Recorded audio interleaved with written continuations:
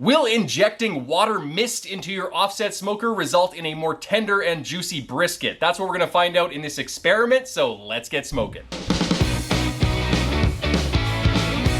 Welcome to the Smoke Lab, guys, the show where I do crazy barbecue experiments you would never do at home so you can learn from my trial and error. As always, if you have any ideas for future experiments, please feel free to drop them in the comment section below. I did another experiment on my channel, Smoke Trails Barbecue, where I injected steam into my offset smoker from a little steam cleaner. I have boiled water in the firebox to see if that will add more moisture and humidity to the cook chamber and the brisket. I've used large water pans. I've filled the entire cook chamber with water to see if that adds more humidity.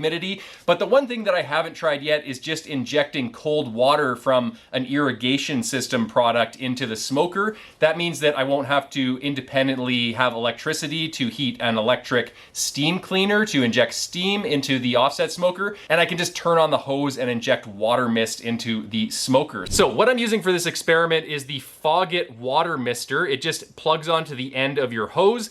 It actually had 3 misting nozzles, but I've JB welded them off, so we only have 1 because the 3 misting nozzles were just putting way too much volume of mist into my offset smoker. So I've drilled a hole through my offset smoker so it can inject the mist through and onto the brisket. It's kind of, in a way, adding water in the same way that you would when you're spritzing the brisket, but it's adding it directly over the firebox entrance to the cook chamber where that hot air is coming up.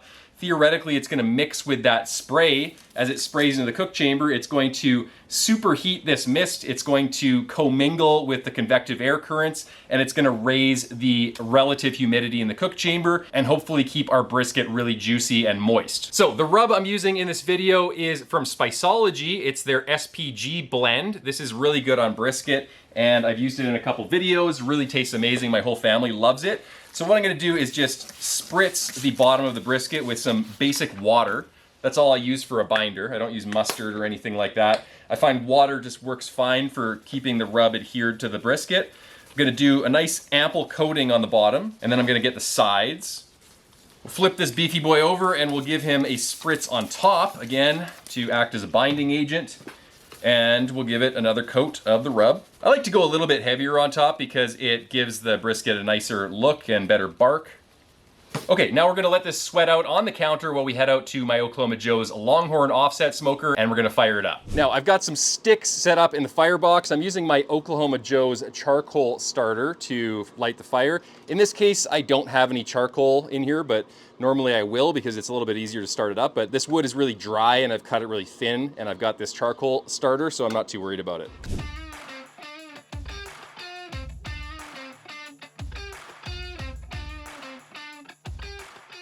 All right, my friends, so this brisket is gonna go on the smoker, point towards the firebox as much as possible, although it is kind of crowded in here because I have a ambient probe thermometer right here.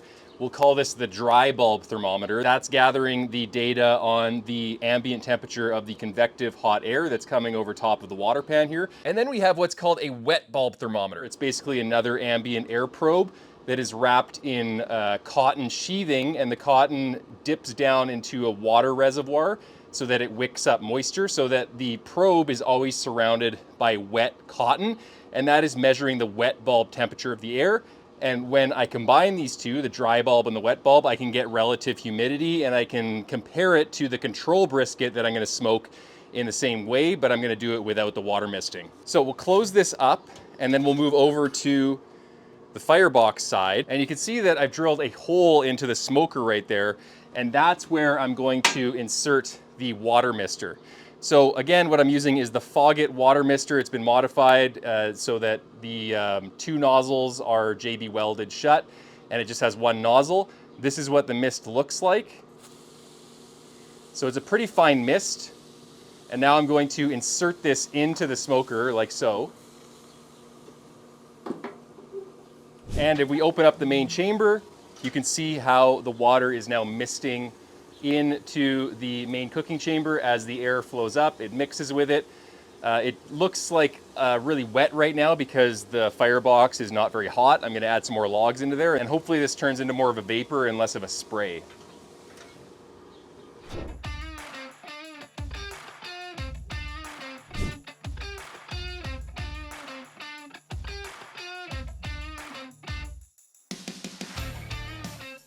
Okay, so our dry bulb is 143, wet is 142. So that means the relative humidity in this smoker is about 100% right now. And I'm about to show you why. So as you can see, there's a lot of moisture entering the cook chamber. My JB Weld job to block off one of the nozzles has sprung a leak, and it's refilling the water pan, which could be a good thing or a bad thing. But you can see that the brisket is very moist. Both of the probes are kind of coated in water right now, which is accounting for why the wet and dry bulb temperatures are the same. And you can see how much water has dripped out of the smoker chamber. So this is probably overkill for this size of smoker, but we're gonna keep running it. I'll keep running a hotter fire, and we'll see if that can increase the dry bulb temperature, lower the wet bulb temperature a little bit, so we get a relative humidity that's less than 100%. Okay, so we're having an issue here. My JB Weld job has come completely off because the pressure was too much for the nozzle or the JB Weld to handle, so that is not creating mist anymore. It was working pretty well until now. So you can see all the water's dripping down in that bucket. So we're gonna have to go back to the drawing board and figure something else out that works a little bit better than this. All right guys, so I thought this was gonna be a fail video, but luckily I was able to find this little guy at the store. It's like a misting spray nozzle on a stand. So my plan is to insert this thing into the smoker, and hopefully that is going to provide the effect that I want. If that doesn't work, then another solution that might work is this brass nozzle. I'll tighten this up until it's just a spray, and then I'll try that. And if all of this doesn't work, then we might have a fail video on our hands, guys. All right, let's see if this is gonna work. Looks pretty good, actually. Flows pretty good. It's less water than the Foggett Mister nozzle had.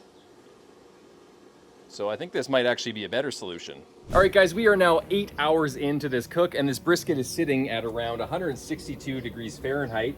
Usually I would be higher in temperature at this time, probably around 180 degrees Fahrenheit, but we had that false start. I had to go to the store for an hour, and we came down quite a bit in temperature. But the other problem we're having is that it is very hard to maintain high temperatures on this smoker with all of this water being injected. Look at the firebox here. You can see how big that fire is. That is absolutely insane in this small offset smoker to have a fire that big.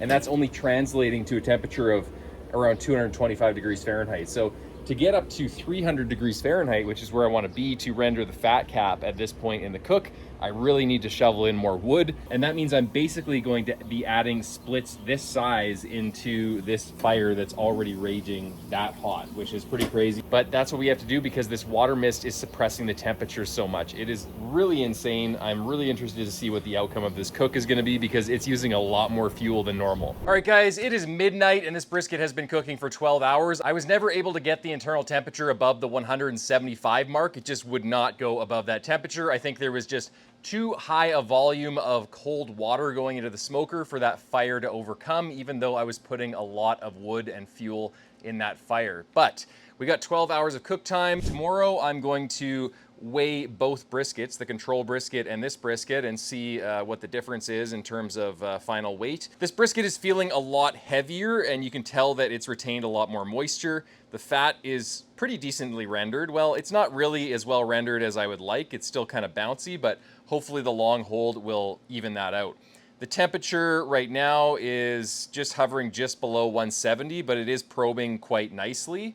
Not probe tender, but still pretty nice. So I'm gonna wrap this up, and then I'm gonna hold it for the next 18 hours. All right guys, it is the next day, and I have the experimental brisket right here, and I have the control brisket right here, which was cooked the exact same way. It just didn't have the mist injection. So I've measured the weight of both these briskets, and I've determined the moisture loss, but first I'm gonna pour myself a little dram of Dalmore 12. This is a Scottish whiskey that I haven't tried yet, and I'm really excited about it because I've heard really good things. So, pour myself a little glass. Cheers, guys. Wow, that's really tasty. I say this in every video, guys. Nothing goes better with brisket than Scotch. Okay, let's put my gloves on here. And we're gonna put the experimental brisket to the side for a second while I cut into the control brisket. Now, the control brisket, it lost 41% of its total weight. So it lost 41% of its moisture.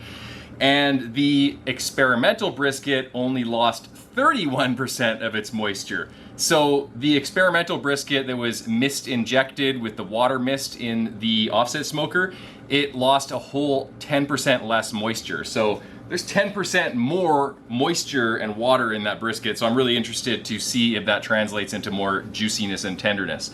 So let's cut into this guy.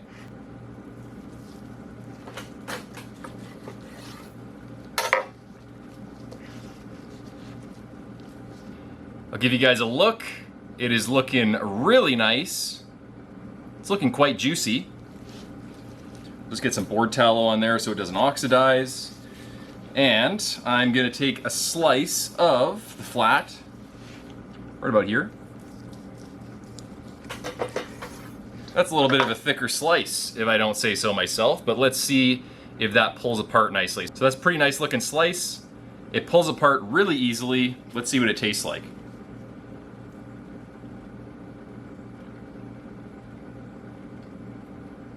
Really good flavor. The rub adds a lot of flavor. That Spiceology SPG is really amazing. The flat's perfectly cooked, it's perfectly tender, and it has a lot of the natural beefiness of the meat because I only took it up to 190 and then I held it for 18 hours. And there's good smoke flavor on it. It smells smoky, it tastes smoky. It's like one of my typical offset smoker briskets. So it's a really good brisket overall. I'm gonna taste some of the point here.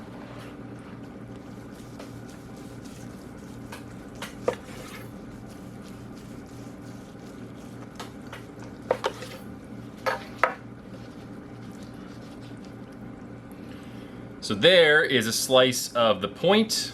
We'll pull it apart. I mean, it pulls apart super easily. This is really well rendered.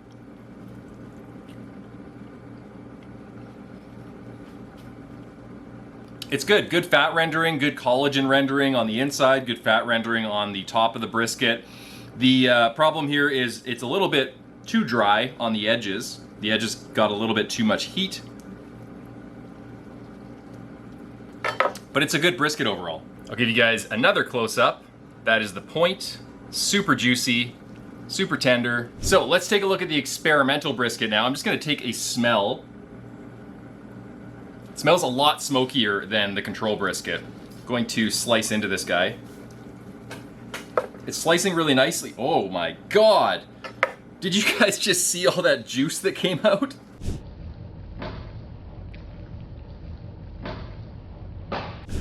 Oh my God. That is crazy. Let's see if it translates onto the interior. Yes. Oh my Lord. That is where that extra 10% of moisture was hiding, guys. That is insanely, insanely juicy. Wow, I've never seen anything like this. That's crazy. That is so crazy. We'll take a slice of the flat here.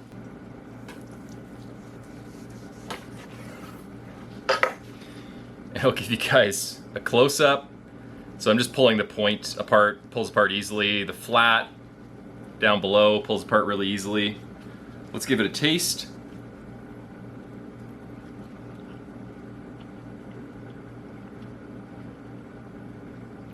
The smoke flavor is next level. You can taste the smoke like nothing.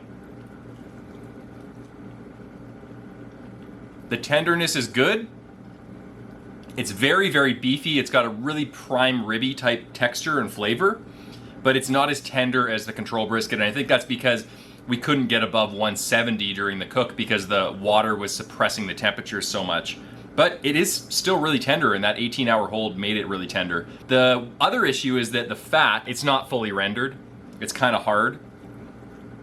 It's still edible, it's still very tasty, but not as rendered as I would like. It's also really pull apart.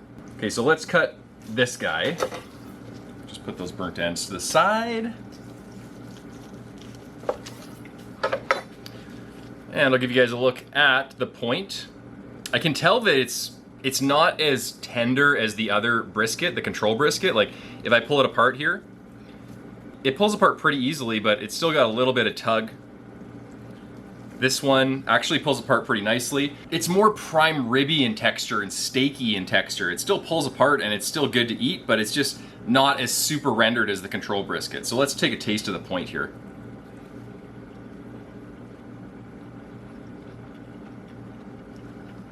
Really good. The flavor is much more, I keep saying this, prime ribby, beefy. It's got a sweeter flavor on the interior of the meat, almost like because it hasn't been taken to a higher temperature, the meat hasn't denatured as much and it hasn't lost as much of its natural flavor and gone towards the pot roasty tasting side of the spectrum. Very good, very beefy.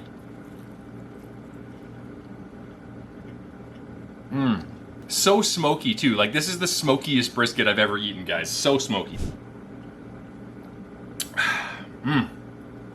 Okay, let's talk about conclusions. So, does injecting water mist into your offset smoker increase the juiciness and the quality of your brisket?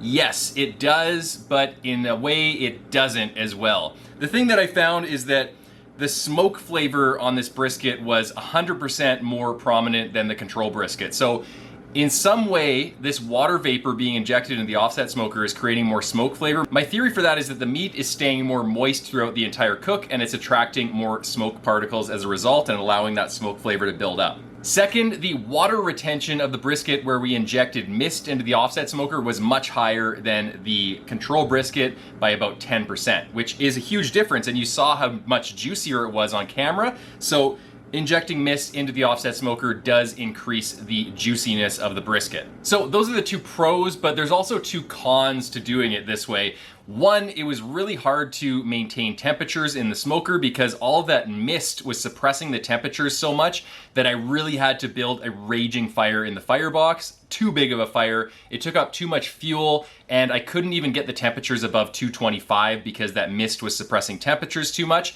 That being said, the wet bulb temperature and the relative humidity in the cook chamber from all that mist was sufficiently high that it was actually cooking the brisket because the wet bulb temperature got up to around 170. So the meat had no problem getting up to 170, but it had a really difficult time getting above that temperature, and I wasn't able to get it above that temperature because of the suppressing effect of that mist, and I wasn't able to build a big enough fire in order to combat it. And the second downside, because we were only able to cook it up to 170, the collagen on the interior of the brisket was a little bit less rendered than I typically would like, and the fat rendering wasn't that great on top of the brisket. Usually I like to get my briskets up to at least 190 and expose them to at least 300 degrees of convective hot air over the top of the brisket to really render the fat cap and get that really nice caramelly yellowish bark that really tastes awesome. But I wasn't able to get that on this brisket. The other thing that I forgot to mention, and this is a potential pro, is that because we only finished it to 170 on the misted brisket, it tasted a lot beefier, a lot more prime ribby than a traditional brisket that you might take up to 195, 200 degrees plus, and it tastes more pot roasty. So that's probably one more pro of doing it this way. So I don't really think this method is a home run, but it's a way to get a smokier brisket, a juicier brisket, and get a brisket that tastes more beefy and prime ribby. But let me know what you guys think of this experiment in the comment section below, and if you guys have any ideas for other experiments you want to see me do here on the Smoke Lab, then leave a comment in the comment section below. Don't forget to subscribe to the Oklahoma Joe's YouTube channel. I will see you in the next video. Happy smoking.